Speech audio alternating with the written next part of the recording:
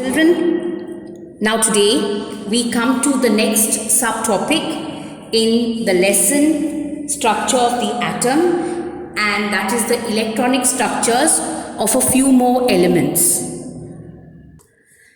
Now last time we studied about elements like hydrogen, helium, lithium, beryllium. Now we come to another set of elements. So we have sodium, magnesium, aluminium, silicon, phosphorus, sulfur, chlorine and argon.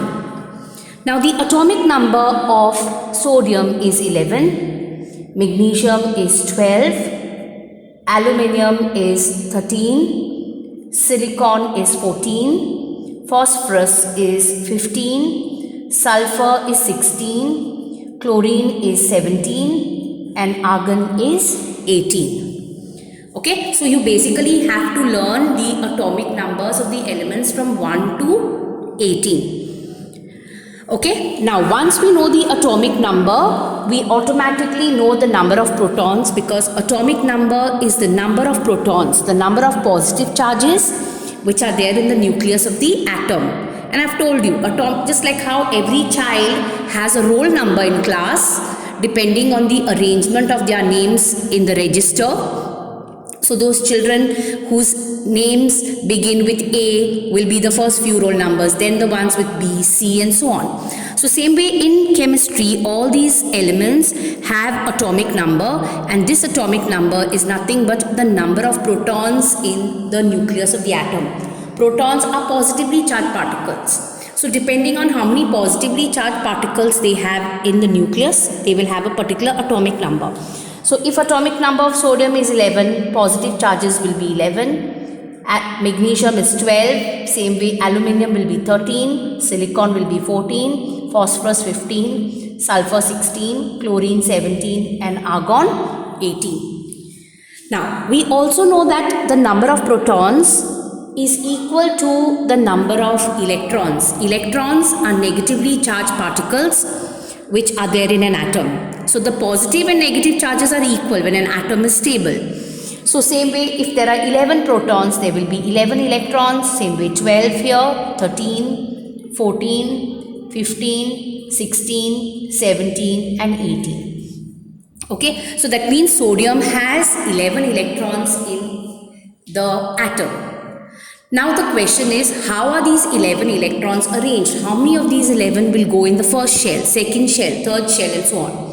So we have seen that the first shell, K shell, can accommodate a maximum of 2 electrons. So by using the formula 2n square, 2 into 1 square for the first shell, so you get 2. Suppose L shell you want to know, you use the same formula 2n square, where n here is equal to the 2, second shell. So 2 into 2 square will be 2 into 4, which is 8. So the L shell will have a maximum number of 8.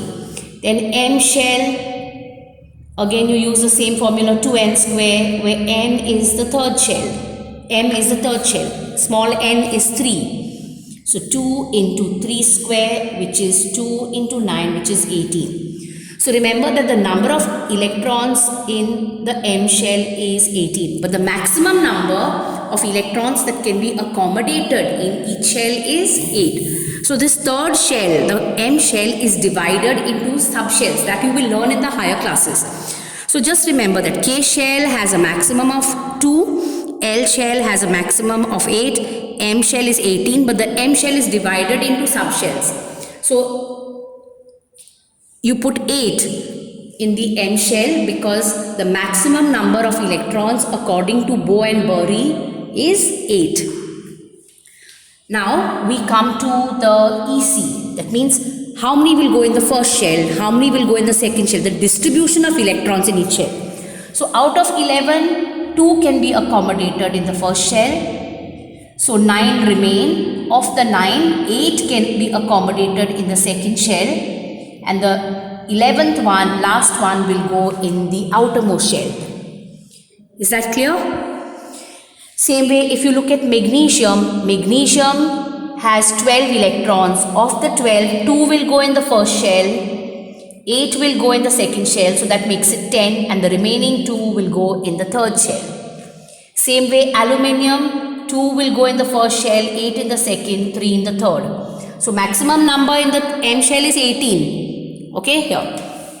Then here we have 2, 8, 4, similarly 2, 8, 5, 2, 8, 6, 2, 8, 7 and 2, 8, 8. So the third shell, just keep in mind, is the M shell as per this rule, this formula, 18 electrons. But according to the second rule of Bohr and Bury, the number of electrons in the outermost shell of an atom should be 8. Is that clear? Now we will draw the electronic structures of some of these elements. So now we come to sodium. This is the nucleus of sodium. Sodium has atomic number 11. So the number of protons will be 11. Number of electrons will be 11. So out of the 11 electrons, 2 electrons will be accommodated in the first shell. First shell cannot take more than 2. So out of 11 you have put 2 here, 9 remain. Of the 9, 8 will be accommodated in the second shell.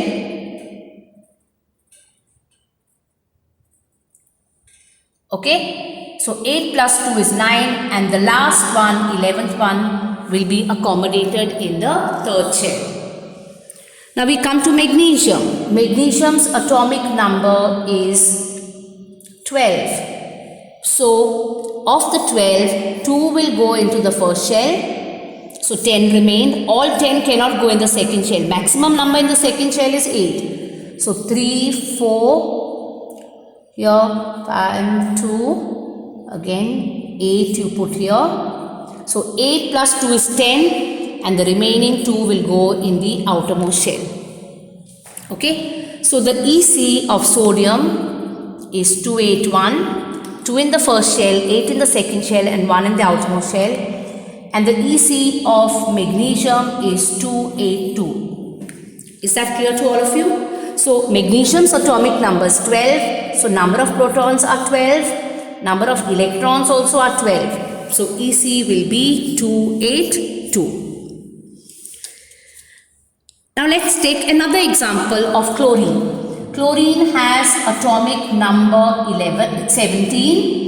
That means the number of protons in the nucleus are 17, and the number of electrons are also 17. So of these 17, 2 will go into the first shell, because the first shell can take up a maximum of 2 electrons. So 15 remain. All 15 cannot go in the second shell. So of the 15, 8 will go. So 1, 2, 3, 4, 5, 6, 7 and 8. So 8 plus 2 is 10, 7 remain, all the 7 can go in the third shell. Okay, so the third shell here is the outermost shell, and the number of electrons in the outermost shell, maximum number is 8. We come to the next one, argon. Argon has atomic number 18. So the number of protons in its nucleus are also 18. And the number of electrons are also 18. So of the 18 electrons, 2 will be accommodated in the first shell. So 16 remain. 8 will be accommodated in the second shell. So 8 plus 2 is 10, and the remaining 8 can be accommodated in the outermost shell. So that makes it 18. Is that clear to all of you? So just remember that atomic number is nothing but the number of positive charges which are there in the nucleus of the atom. Once you know atomic number, you automatically know the number of protons, because number of protons are nothing but positive charges. An atomic number is the number of positive charges. And always the number of positive charges, that's protons, and the number of negative charges, that is electrons, will always be equal. Is that clear to all of you? Okay, so remember the first shell, the K shell, can take up a maximum of 2 electrons. So for K shell, small n is substituted as 1. So 2 into 1 square, that's 2. The L shell is the second shell, so n will be 2 there. So 2n square if you use, you get 8 in the second shell. In the third shell, you substitute small n as 3. So 3 square is 9. 2 into 9 will be 18. But the outermost shell, remember, can take up a maximum of 8 electrons. Okay, so that's the second point. So you have to keep these points in mind. And only when the electrons in the innermost shell are accommodated and the innermost shells are full, only then you can accommodate electrons in the outer ones.